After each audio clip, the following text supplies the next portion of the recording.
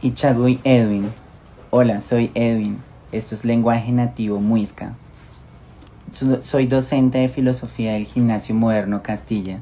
A mi lado me acompañan el día de hoy Gabriel Munive, María José Vargas y Dani Narváez, estudiantes del grado 10B. El día de hoy el objetivo de este conversatorio es dialogar en torno a las lenguas nativas y sobre todo una problemática que evidenciamos y es ¿por qué no se enseñan las lenguas nativas dentro de un aula de clase? Munive, cuéntanos tu perspectiva al respecto. Alin Punchay, soy Gabriel Munive y me gustaría empezar diciendo que, de acuerdo con un estudio del Foro Económico Mundial, hay aproximadamente 7.000 lenguas en el mundo y 9 se pierden cada año. Sin embargo, este dato contrasta con un estudio realizado por la UNESCO, donde se pierde uno cada 2 semanas. Esto quiere decir que más de que se pierdan unas palabras, se está perdiendo la cosmovisión y la voz de comunidades enteras.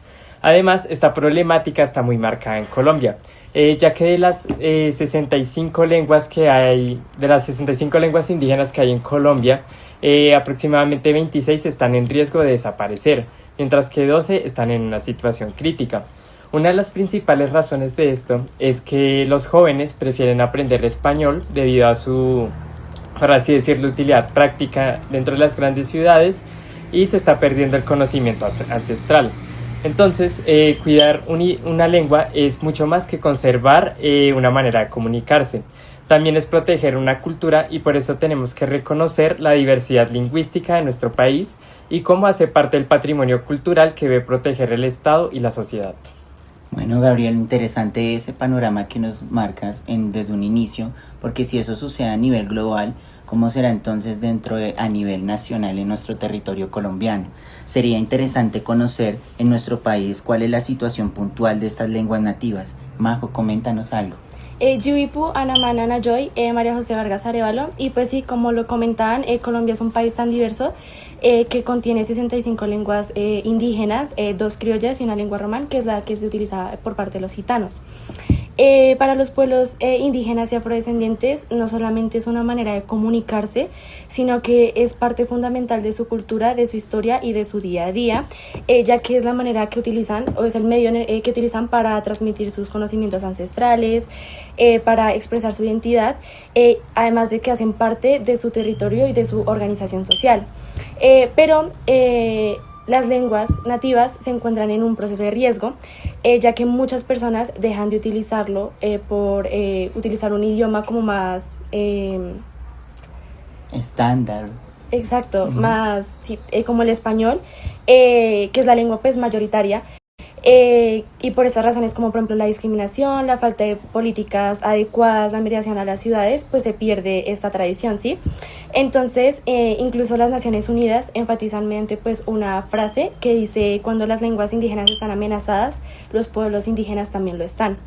Entonces, debido a esta gran problemática, se implementó algo llamado el Plan Decenal de Lenguas Nativas en Colombia, el cual fue creado para fortalecer, proteger y recuperar estas lenguas nativas del país. Tan importante fue su creación que se le invirtió casi 12 años de trabajo colaborativo, en donde se involucraron a distintas entidades gubernamentales, organizaciones compuestas por indígenas, afrodescendientes, palenqueros y raizales, con el objetivo de fortalecer el uso de estas lenguas en diferentes ámbitos como tradicionales, culturales y educativos, y garantizar la participación colectiva de los grupos étnicos, que esto aseguraría que una política pública podría proteger la diversidad etnolingüística, la cual estaría beneficiando a casi 115 pueblos indígenas y más de 2 millones de colombianos. Interesante, María José, porque Gabriel nos hacía un panorama global de lo que significan las lenguas nativas en varios sectores y en varias poblaciones. Pero si evidenciamos lo que tú nos comentas a nivel nacional, la situación no es que mejore mucho. Y me gusta esa frase que cita a las Naciones Unidas, que cuando una lengua se pierde, no solo se está perdiendo la palabra, la oratoria de estas comunidades, sino también se está perdiendo su identidad. Eso quiere decir algo muy importante, que las lenguas nativas son más allá de vocablos, dialectos y expresiones, la cosmovisión propia de una nación y un territorio indígena. Dani, no sé si nos puedas hablar un poco, porque hoy hablar sobre que las comunidades indígenas tienen una conexión muy especial con su territorio. ¿Podrías ampliarnos esta información? Okay. May, efectivamente, como lo comentaba el profe, muchas comunidades indígenas se sienten conectadas con su territorio, más bien con la naturaleza. Por ejemplo, en muchas comunidades indígenas de aquí de Colombia no tienen una palabra exacta para definir naturaleza como tal, porque no sienten que es algo aparte de ellos, sino más bien como de su ser. Por ejemplo, en la comunidad de Huitoto, al bosque lo llaman Imeji, y significa la casa de los hombres, los animales y los espíritus. Entonces, esto demuestra que las lenguas solo nos sirven para comunicarnos, sino más bien como para preservar esa conexión con nuestro territorio, nuestras tradiciones e incluso con la naturaleza. Entonces, cuando una palabra o una lengua desaparece, no solo desaparece en sí la forma de comunicarse de estas comunidades, sino más bien la forma de sembrar, cuidar y convivir con la naturaleza y nuestro territorio.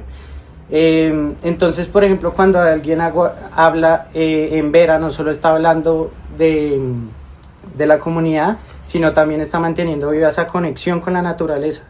Por eso creo que cuidar nuestras lenguas nativas no es solo algo cultural, sino una forma de cuidar la vida misma.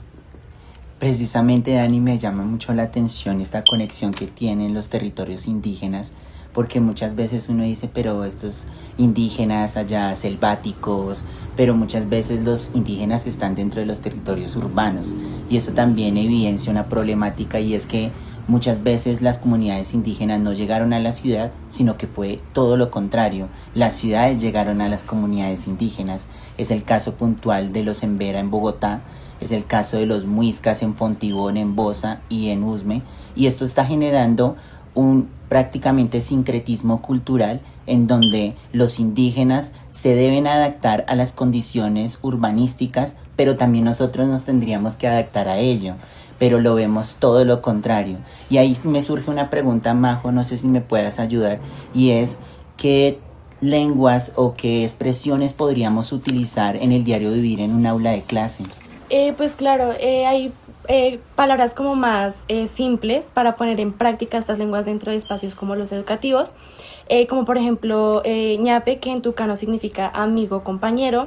Está chévere, que en quechua se utiliza para referirse a algo bueno, agradable o divertido. Incluso se puede utilizar runa, que en quechua es para referirse a alguna persona o a un grupo de personas. Anashi, que en Guayunaiki significa hola o se utiliza para un tipo de saludo amistoso, y el apushi, que en Guayunaiki significa amigo o hermano. Entonces, digamos, uno puede llegar a, por ejemplo, en el ámbito educativo, llegar al aula y saludar fácilmente con Anashi apushi, ¿cómo estás? Que en español estaría pues traducido a hola amigos, ¿cómo están? Interesante, imagínate que los chicos pudiesen expresarse con las lenguas nativas dentro de un aula de clase. O sea, no el tradicional hola profe, hola amigos, o esta situación está chévere. Y mira qué chévere, uno lo dice, es una palabra del sincretismo cultural entre el español y el indígena, pero mira que tiene una connotación un poco más allá.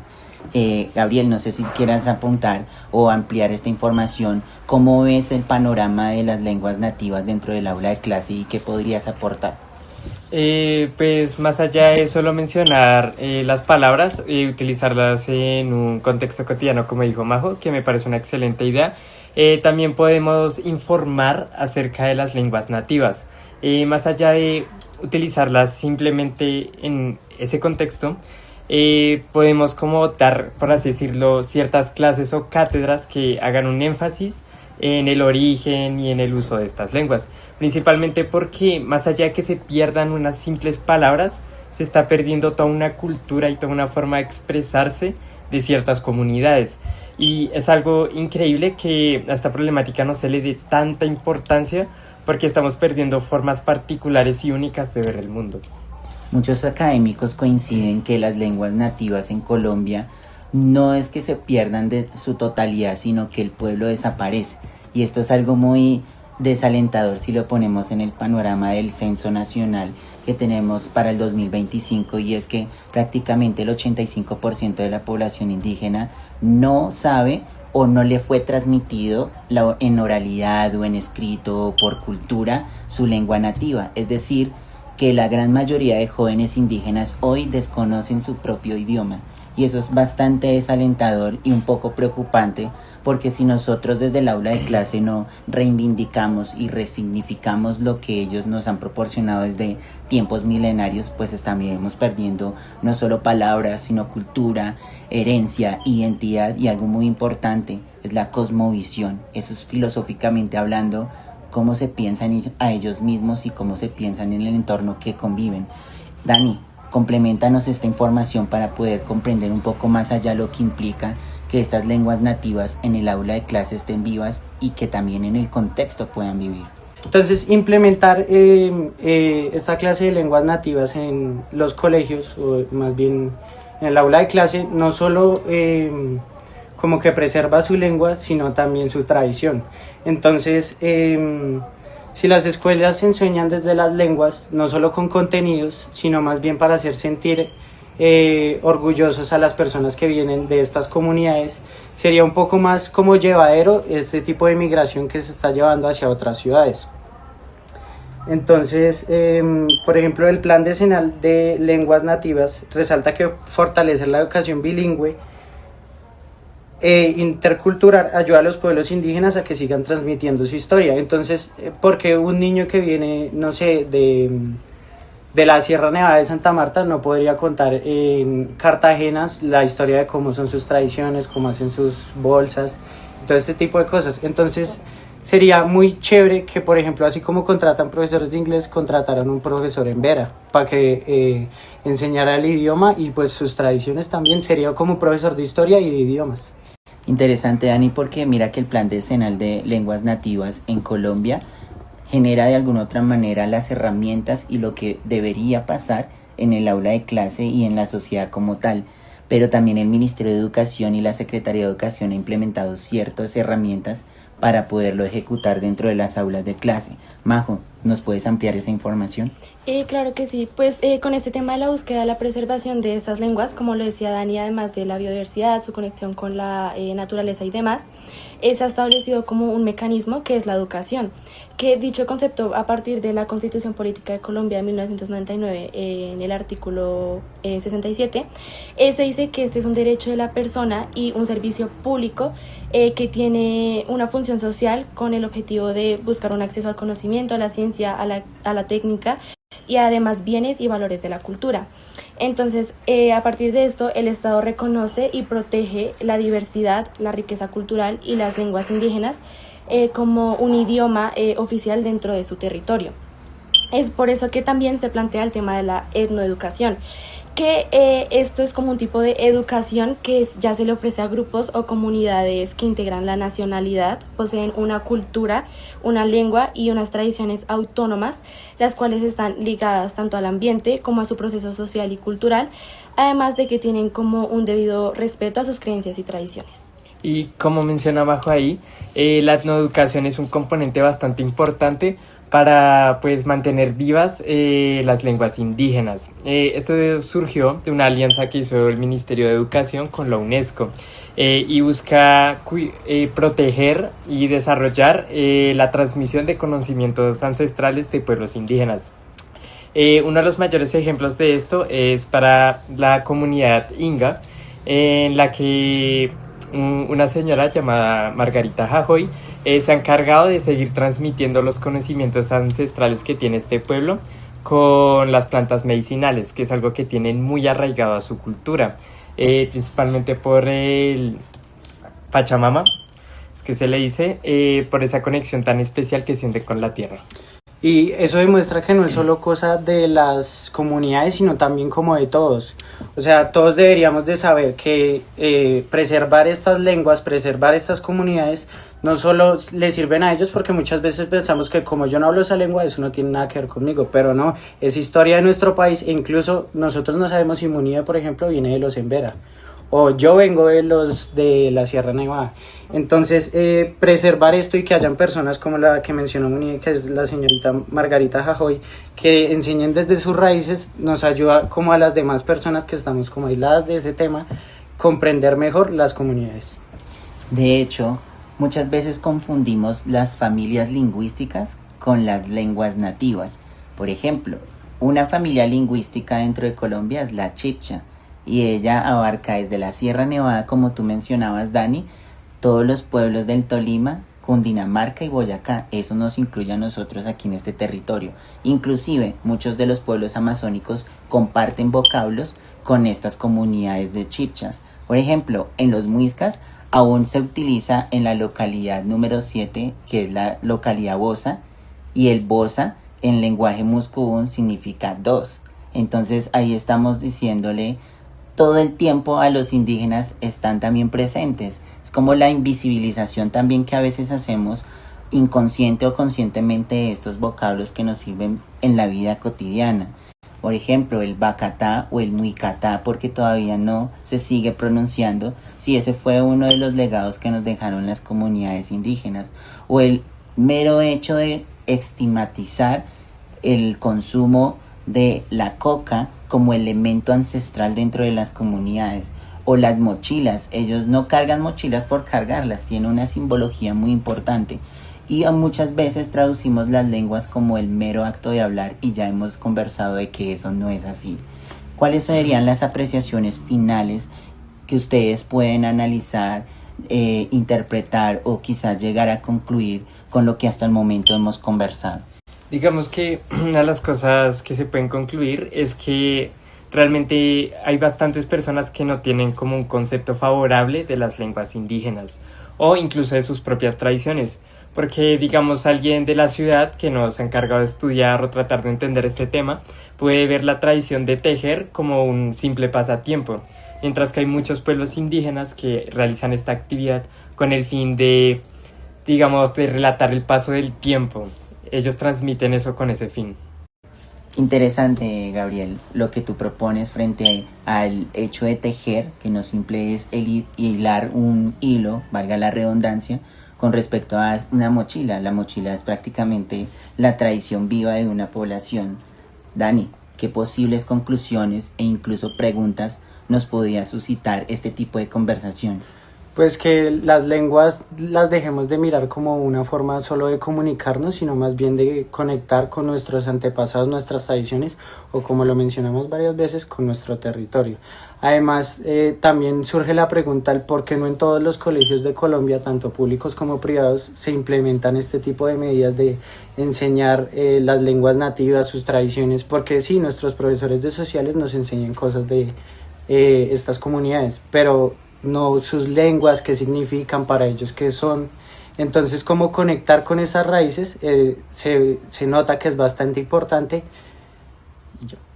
Y no solo eso, sino que también pronunciar cada palabra en quechua, en muisca, guayunayque o nazambera es también una reafirmación de la diversidad cultural y lingüística que tiene nuestro país, porque esa es una manera de también mantener viva nuestra memoria colectiva. También es una forma de entender, como tú ya has mencionado bastantes veces, nuestro territorio y también reconectar con nuestras raíces.